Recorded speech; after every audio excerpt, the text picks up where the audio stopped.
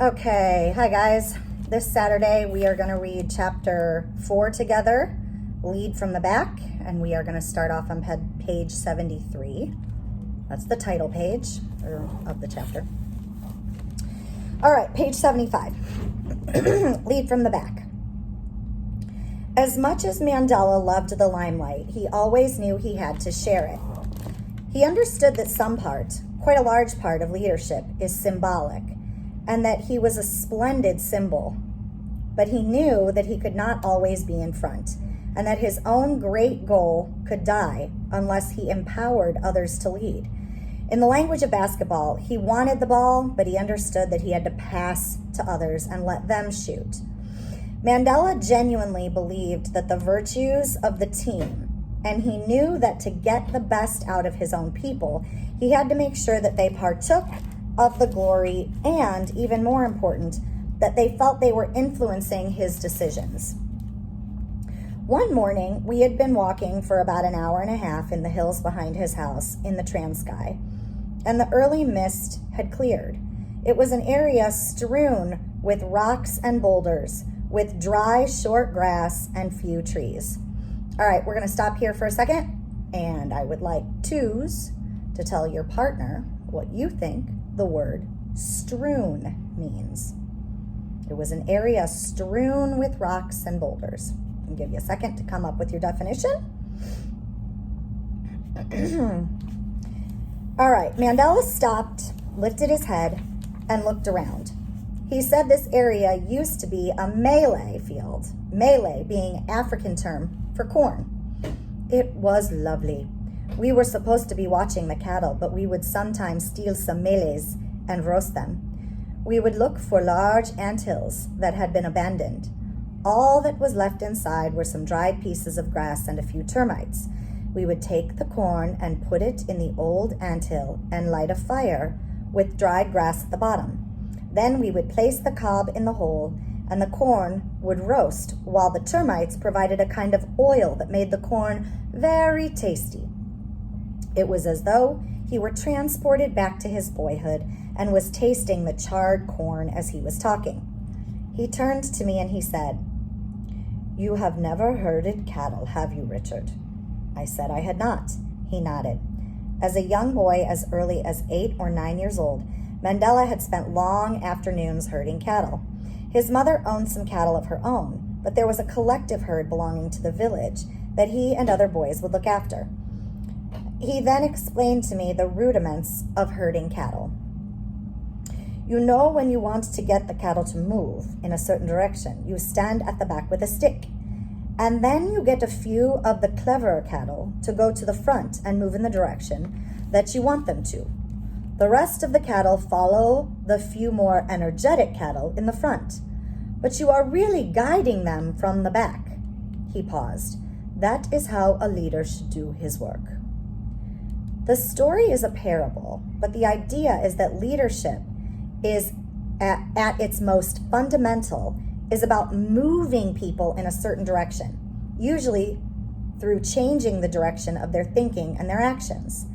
And the way to do that is not necessarily by charging out front and saying, "Follow me," but by empowering or pushing others to move forward ahead of you. It is through empowering others that we impart our own leadership or ideas. It is valuable in every arena of life. We see it in the workplace when a manager encourages her employees to help formulate new strategies. We see it at home when parents have a family meeting to guide their children towards sensible rules and behaviors rather than simply laying down the law. One of Mandela's longtime colleagues once said to me that because Mandela was so strong and charismatic, he never got credit for just how clever he was. People often remarked on his presence, not his intelligence. But while Mandela would not underestimate his own bandwidth, he knew he was not a quick study. He had to work at it. Have you ever felt like that? Like people just get things quicker than you do? Me too. He always put in the hours because he wanted to truly understand and examine issues from all sides. He was never facile enough that he could feign knowledge that he did not actually possess. All right, I'm going to stop here, and I want ones to tell your partners what you think the word feign means in the context of that situation and that sentence.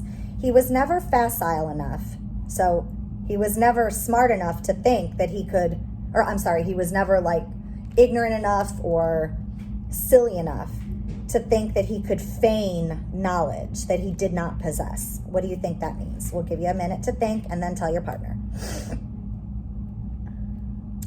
As a result, he often aligned himself with those he thought were brighter and quicker than he.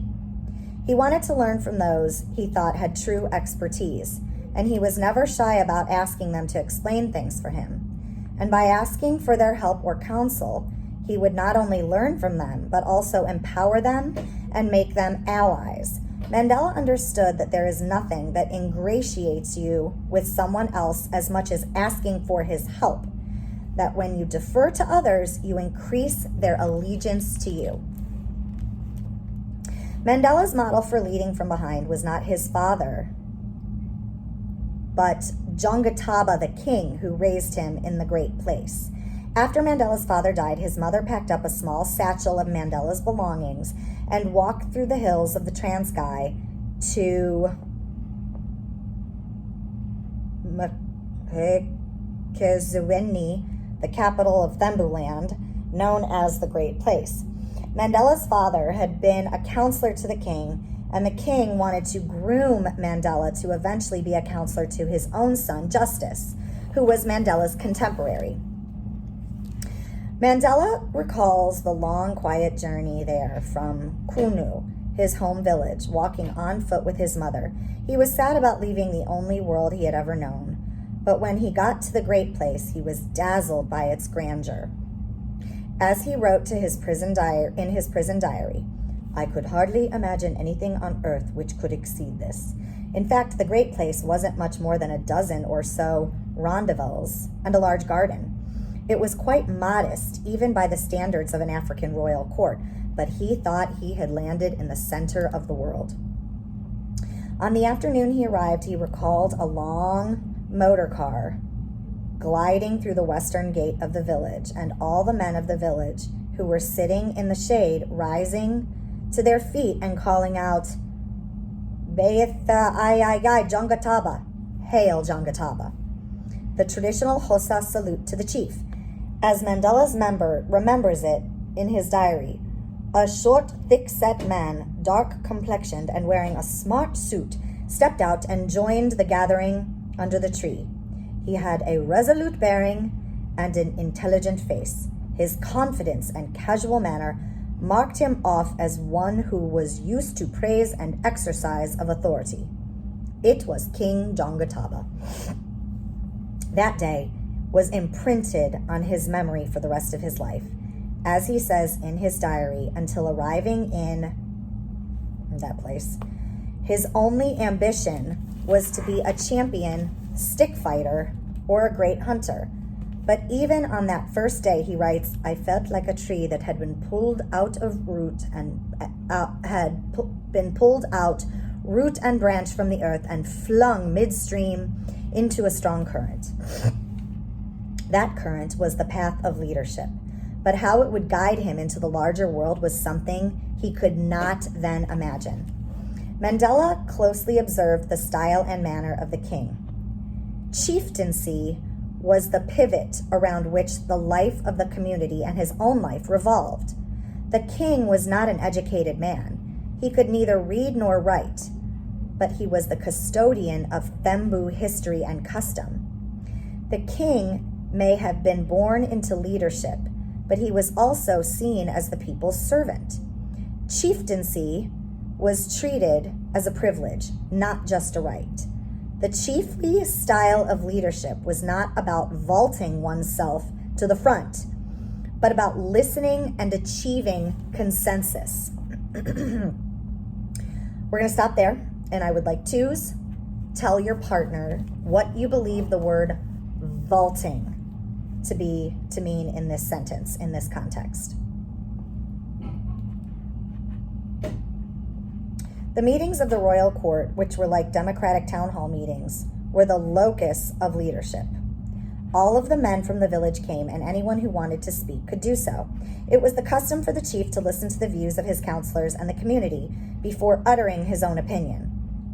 The king always stood up straight and proud, and when he spoke at the end of the meeting, he would summarize the views that he had heard. The king was strong-willed, but he did not let his own will supersede that of the community. All right, we're going to stop there. And ones, I would like you to tell your partner what you think the word supersede means in this sentence. This is what Mandela means by leading from behind. A good chief does not grandly state his opinion and command others to follow him. He listens, he summarizes, and then he seeks to mold opinion and steer people toward an action, not unlike the young boy herding cattle from the back. Mandela regards this as the best of the African traditions of leadership. He sees the West as the bastion of personal ambition, where people fight to get ahead and leave others behind. The Renaissance idea of individualism never penetrated Africa like it did in Europe and America. The African model of leadership is better expressed as Ubuntu, the idea that people are empowered by other people and that we become our best selves through unselfish interaction with others. I remember arriving one weekend morning at Mandela's house in Houghton.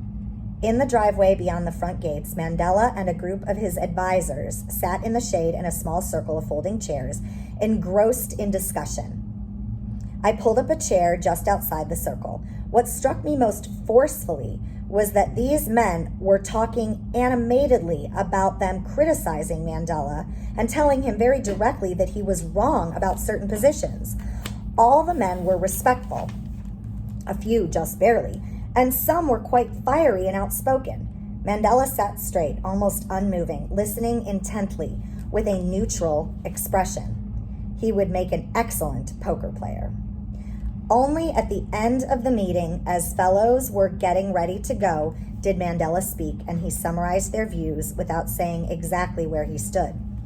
I noticed that the men seemed more jovial once they had gotten their opinions off their chest, regardless of whether or not they had persuaded Mandela. Mandela knew that the surest way to diffuse an argument is to listen patiently to the opposing point of view. I later asked him about the discussion and his leadership style. "We are a democratic organization," he told me. "I sometimes come to the NEC, National Executive Committee, with an idea, and they disagree with me and they overrule me, and I obey them, even when they are wrong. That is democracy." He gave a great belly laugh, but he knew that in many instances his own views on individual issues mattered far less than the democratic process. That it was better to lose on an individual matter and allow democracy to win. When Mandela became president, he presided over cabinet meetings in the same way. He did his best to see that opposing views were aired, if not always adhered to. He almost always spoke last and more briefly than anyone else. On occasion, he mentioned Abraham Lincoln to me as a model of leadership. He had learned about him as a school child. In fact, as a young man, Mandela had wanted the role of Lincoln in a school play, but there was one student even taller than he was who got the part.